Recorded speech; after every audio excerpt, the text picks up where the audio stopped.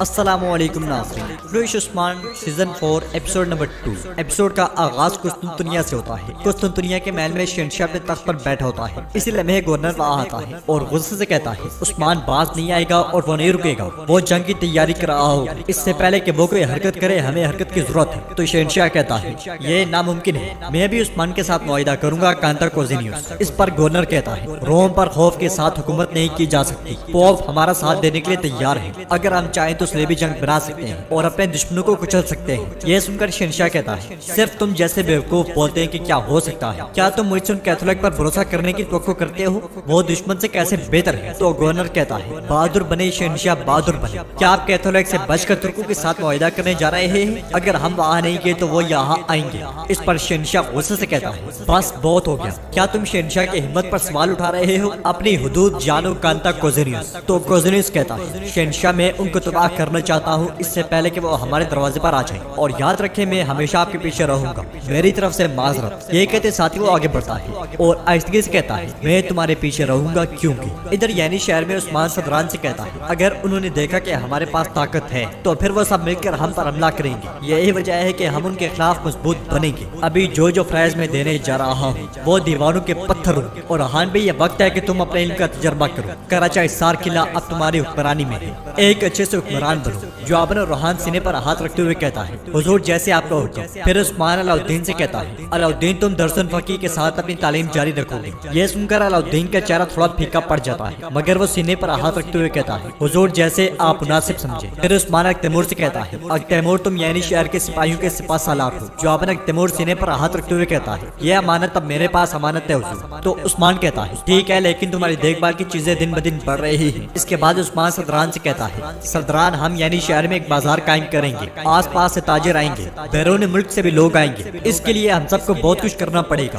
یہ سن کر بیندر کہتا ہے ترکوں کو تجارت کی ضرورت ہے حضور۔ اس کے ساتھ ہی بیندر کے اشارے پر اس کے سپاہی سونے سے بھرا صندوق عثمان کے سامنے پیش کرتے ہیں، اور بیندر کہتا ہے یہ وہ سونا ہے جو ہمیں غزہ سے ملا ہے۔ جواباً عثمان کہتا ہے بیندر صاحب یہ صدران کا دیوان ہے، ریاست کا خزانہ نہیں، یہ سونا غریبوں کو دے دے۔ عثمان کی بات سن کر بیندر کہتا ہے ہماری زمینوں میں کوئی ضرورت مند نہیں بچا، آپ کی بدولت سب پیٹ بھر کر سوتے ہیں، میں نے سونے سے بھرے صندوق آپ کے حضور پیش کیے ہیں۔ کچھ دیر سوچنے کے بعد عثمان کہتا ہے پھر اسے کارا آغاش کو دے دیں، اکتم صاحب کے مطابق انہیں سونے کی ضرورت ہے۔ جواباً اکتم صاحب سینے پر ہاتھ رکھ کر عثمان کا شکریہ ادا کرتے ہیں، اور بیندر کہتا ہے سردار کے الفاظ فرمان ہیں، آپ ہمیں دینے کو کہیں تو ہم دیں گے، ہمیں فتح کے بارے میں بتائیں، ہم آپ کے پیچھے کھڑے ہوں گے عثمان صاحب۔ جواباً عثمان کہتا ہے مشرق میں منگول اور مغرب میں روم، وہ دونوں اطراف سے ہمارے خلاف آ رہے ہیں، اگر ہم ان کے درمیان ایک چنار کے درخت کی طرح مضبوط نہیں بنتے تو پھر ہم اس ملبے تلے دب جائیں گے۔ نہ ہماری کم تعداد اور نہ ہمارے دشمن کی زیادہ تعداد آپ کو ڈراتی، یہ اتنا بڑا چنار کا درخت ہے کہ یہ پھیلتا ہی جا رہا ہے، مظلوم لوگ اس کے سائے میں آرام کرتے ہیں، ایسے لوگ ہوں گے جو اسے کاٹنے کی کوشش کریں گے۔ اگر ہم اس کے سائے تلے متحد ہو کر دشمن کے خلاف کھڑے نہیں ہوتے تو پھر ظالموں کا سایہ ہم پر پڑے گا۔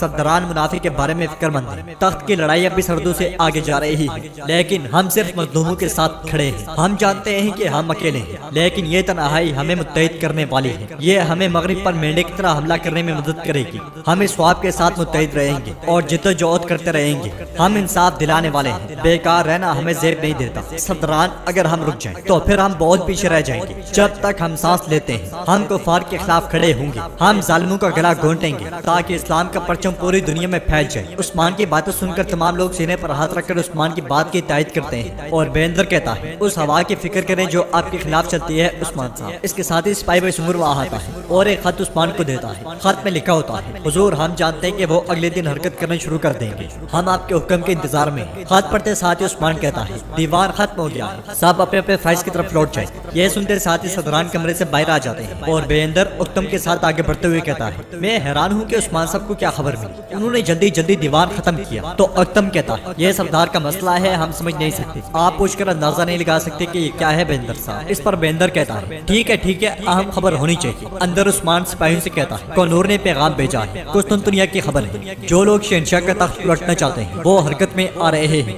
شہنشاہ تخت پر بیٹھ کر ہمارے فتوحات میں ہمارا ساتھ دیتا ہے۔ پھر کھڑے ہوتے ہوئے کہتا ہے میرے سپاہیوں تیار ہو جاؤ، ہم قسطنطنیہ جا رہے ہیں۔ یہ سنتے ہی سپاہی تیزی کے ساتھ وہاں سے چلے جاتے ہیں۔ دوسری جانب خواتین بچوں کے ساتھ موجود ہوتی ہیں، اور عائشہ بچوں سے پوچھتی ہے مجھے بتاؤ آپ کے فرائض کیا ہے؟ تو علاؤالدین لٹکے ہوئے چہرے کے ساتھ کہتا ہے میرا بھائی کراچا حصار پر حکومت کرے گا۔ یہ سن کر ملعون خاتون بہت خوش ہوتی ہے اور روحان کو گلے لگا لیتی ہے۔ ملعون خاتون خاتون کے ساتھ ساتھ فاطمہ بھی روحان کے گلے لگ جاتی ہے۔ پھر بالا خاتون علاؤدین سے پوچھتی ہے تو علاؤدین تمہارا فرض کیا ہے؟ جواباً علاؤدین کہتا ہے کوئی نہیں، میرا فریضہ کوئی نہیں امی جان۔ یہ سن کر بالا خاتون تھوڑی پریشان ہو جاتی ہے تو روحان کہتا ہے بھائی ایسا مت کہو، بابا چاہتے ہیں کہ تم درس الفقہ کے ساتھ کام کرو تاکہ تم خود کو بہتر بنا سکو۔ جواباً علاؤدین کہتا ہے بھائی جان آپ ٹھیک کہتے ہیں، عثمان صاحب نے یہی حکم دیا ہے۔ یہ سن کر ملعون خاتون علاؤدین سے پیار کرتی ہے، جبکہ باہر سپاہی قسطنطنیہ روانہ ہونے کی تیاری کر رہے ہوتے ہیں۔ اسی لمحے ترگت وہاں آتا ہے اور سپاہیوں سے کہتا ہے تیاری مکمل کرو سپاہیوں، جو بھی ضرورت ہو لے لو، ہم دشمن کے دل میں جا رہے ہیں، ہم نے دشمن کے دل کو اپنا گھر بنایا ہے۔ جواباً کوتان کہتا ہے انشاءاللہ ہم میں سے کسی کو تکلیف نہیں ہوگی حضور۔ یہ سن کر ترگت کہتا ہے چلو جلدی کرو وقت ہو چکا ہے۔ اس کے ساتھ ہی سب آگے بڑھنے لگتے ہیں تو خواتین کھانا لے کر آ جاتی ہیں اور ایک خاتون کہتی ہے سپاہیوں آپ لوگ تیار نظر آ رہے ہو ماشاءاللہ، یہ رہا تمہارا کھانا۔ خواتین کو دیکھتے ہی جرکتے ایک دم سے خود کو ڈال کے پیچھے چھپا لیتا ہے،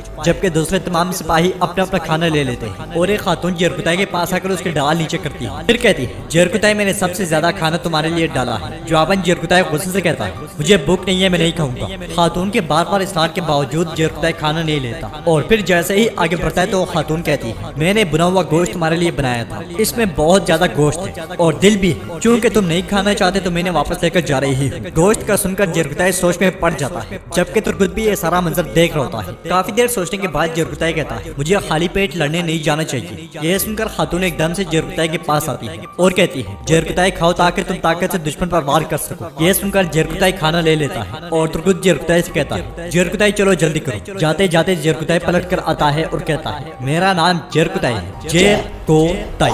یہ کہتے ساتھ وہ آگے بڑھ جاتا ہے تو خاتون کہتی ہے میں نے بھی تو یہی کہا جیر کو تائی، میں تب تک پکاؤں گی جب تک تم کھاؤ گی۔ تو ناظرین آپ کو دیکھ کر کیا لگتا ہے کہ جرکتائی کی ایک اور محبت کا یہاں سے آغاز ہونے والا ہے۔ ادھر بالا خاتون عثمان کو تیار کر رہی ہوتی ہے اور کہتی ہے میں نے آپ کو جنگوں کے لیے بھیجا لیکن ہر بار پہلی بار کی طرح محسوس ہوتا ہے اسے۔ تو عثمان کہتا ہے ہمارے دشمنوں کی تعداد روز بروز بڑھتی جا رہی ہے اور ہمارے مہم کی تعداد بھی۔ جواباً بالا خاتون کہتی ہے ہم بڑھ رہے ہیں الحمدللہ، ہمارے بیٹے بھی بڑے ہو رہے ہیں، یہاں تک کہ وہ اب دیوان میں بھی جا رہے ہیں۔ یہ سن کر عثمان کہتا ہے ماشاءاللہ وہ بڑے ہو گئے ہیں۔ پھر بالا خاتون کہتی ہے حضور کچھ ہے جو میں آپ کو بتانا چاہتی تھی۔ کافی دیر خاموش رہنے کے بعد بالا خاتون ایک بار پھر کہتی ہے میں صرف آپ کے لیے ایک محفوظ سفر کی خواہش کرنا چاہتی تھی، میں یہی کہنا چاہتی تھی حضور اللہ آپ کی مدد فرمائے اور آپ فاتح بن کر لو۔ یہ کہتے ساتھ ہی بالا خاتون عثمان کے گلے لگ جاتی ہے۔ بالا خاتون کا شکریہ ادا کرنے کے بعد عثمان بڑے ہی پروکار اور روبدار انداز میں آگے بڑھتا ہے، پھر سپاہیوں کے پاس پہنچ کر گھوڑے پر سوار ہو جاتا ہے۔ اس کے ساتھ ہی عثمان اور اس کے جانباز یعنی شہر سے روانہ ہو جاتے ہیں۔ اگلے منظر میں وہ سب ایک کھلے میدان میں سر پٹ اپنے گھوڑے دوڑا رہے ہوتے ہیں اور یہ منظر دیکھتے ہوئے یقیناً ارطغرل الغازی سیریز کی یاد تازہ ہو جاتی ہے۔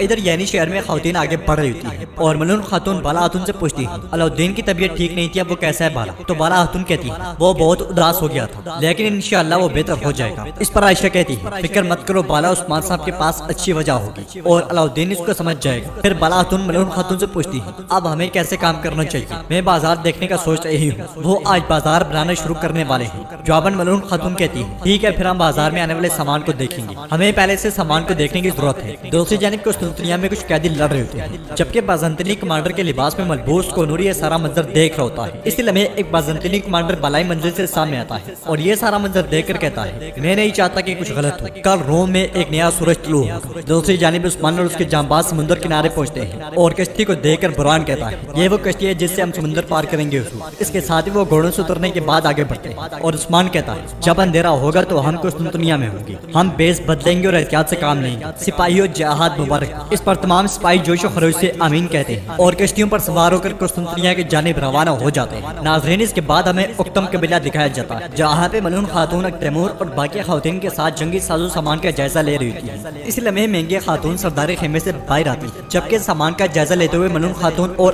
تیمور مایوسی کا اظہار کرتے ہیں اور ملعون خاتون کہتی ہے یہ متوازن نہیں لگتا، آؤ اسے گھوڑے پر رکھتے ہیں۔ تو تیمور کہتا ہے اس کا نچلا حصہ بہت پتلا ہے، گھوڑے کا پسینہ جذب کرنے کے لیے اسے موٹا ہونا چاہیے۔ اسی لمحے بینگے خاتون وہاں پہنچتی ہے اور ملعون خاتون سے کہتی ہے ملعون خاتون خوش آمدید، اگر ہمیں خبر ہوتی کہ آپ آنے والی ہیں تو ہم آپ کا صحیح طریقے سے استقبال کرتے، آئیں اندر بیٹھتے ہیں۔ جواباً ملعون خاتون کہتی ہے ہم یہاں بیٹھنے نہیں آئے بینگے خاتون، ہم سامان کا معائنہ کرنے آئے ہیں لیکن ہم اس سے مطمئن نہیں ہے جو ہم نے دیکھا۔ تو بینگے پوچھتی ہے وہ کون سی چیز ہے جو آپ کو پسند نہیں آئی ملعون خاتون۔ جواباً ملعون خاتون کہتی ہے یہ گھوڑے پر توازن نہیں رکھتا، جب یہ میرے سپاہی کے بیٹھنے کے قابل نہیں تو میں اسے بازار میں کیسے فروخت کر سکتی ہوں۔ اسی لمحے ایک جنگجو لڑکی آگے بڑھتے ہوئے ملعون خاتون کو پکارتی ہے اور پھر ان کے پاس آ کر کہتی ہے چلے مجھے اپنا سب سے ماہر سپاہی دیں تاکہ میں آپ کو دکھا سکوں کہ جو ذہن آپ کو پسند بھی نہیں ہے اسے گھوڑے پر کیسے استعمال کیا جا سکتا ہے۔ یہ کہتے ساتھ وہ لڑکی آگے بڑھ کر گھوڑے پر سوار ہو جاتی ہے تو بینگیا خاتون کہتی ہے اس کی ضرورت نہیں ہے بیٹی، مگر وہ لڑکی گھوڑے پر سوار ہونے کے بعد اس کی دونوں ٹانگیں فضا میں بلند کر کے اپنے کرتب دکھاتی ہے اور اکتیمور ملعون خاتون سے اجازت طلب کرتا ہے۔ اجازت ملنے کے بعد اکتیمور بھی گھوڑے پر سوار ہو جاتا ہے اور وہ لڑکی کہتی ہے میرے پیچھے آؤ،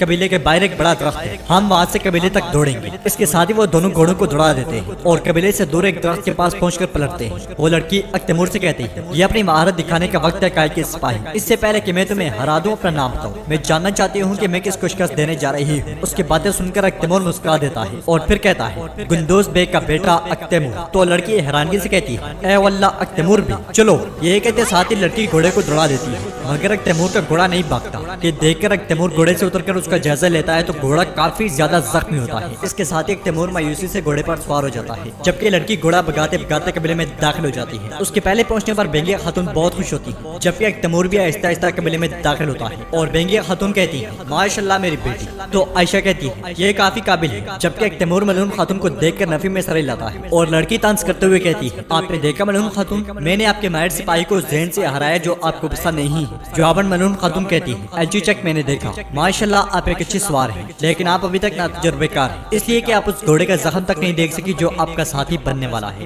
یہ کہتے ساتھی ملعون خاتون انہیں گھوڑے کا زخم دکھاتی ہے اور مزید کہتی ہے اور تیمور کے پیچھے رہ جانے کی وجہ اس کی رحم دلی ہے۔ یہ دیکھ اور سن کر بینگیا خاتون کا چہرہ لٹک جاتا ہے اور ملعون خاتون کہتی ہے جنگ میں گھوڑے سپاہی کے پر بن جاتے ہیں، اگر وہ پر ٹوٹ جائیں تو کیا ہوگا۔ تو ناظرین اس کے ساتھ ہی سیزن 4 کے ایپیسوڈ نمبر 2 کا اختتام ہوتا ہے۔ ویڈیو پسند آنے کی صورت میں ویڈیو کو لائک کریں، چینل کو سبسکرائب کر کے بیل آئیکن پر لازمی کلک کریں تاکہ نیو ویڈیو کا نوٹیفیکیشن آپ کو سب سے پہلے مل سکے۔ تو پھر ملتے ہیں انشاءاللہ ایپیسوڈ نمبر 3 میں، تب تک کے لیے اللہ حافظ۔